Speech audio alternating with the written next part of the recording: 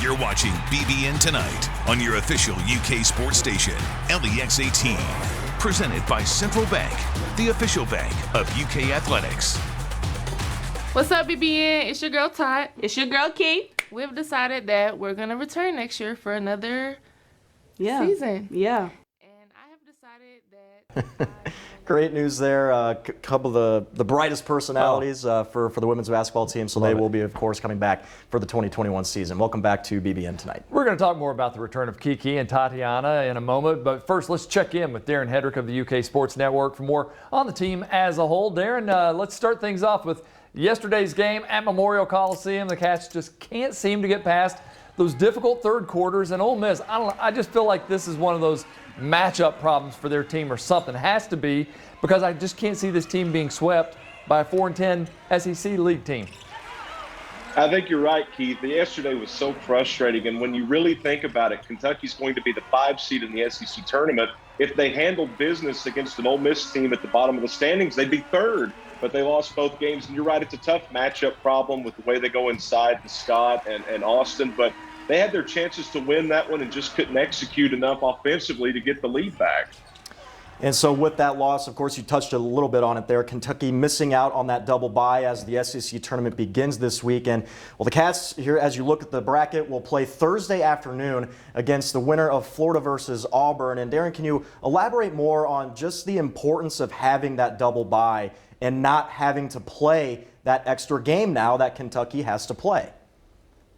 Right. Well, this time of year, a lot of teams have shortened up the rotation to the most reliable players or the players that are playing the most consistently and producing the most consistently. And you get that double bye, and it's an extra day of rest. You don't risk having to play a team that you've beaten already and maybe getting hurt or worn down because of a close game. It just is so much. You get such an advantage over only having to play 3 versus 4. And now you've got the challenge of an Auburn team that loves to press and turn you over, even though they've had a bad year. And then Florida's a team that scores a lot of points. Kentucky had to score nearly 90 to beat them down in Gainesville. So it'll be a challenge now. And then you get the number 1 defense in the SEC if you win, and that's Georgia. It's a tough road. I mean, yes, it's the SEC, right? I mean, in women's basketball, right. It's tough top to bottom. All right, so as we mentioned at the top here, the UK seniors, Kiki McKinney, Tatiana Wyatt, are sticking around for one more year at the University of Kentucky. Wyatt hasn't made up her mind about playing next season, but if she does, that'd be pretty good for the front court depth. If nothing else, we know they're good players, but I'm glad to have those 2 personalities back.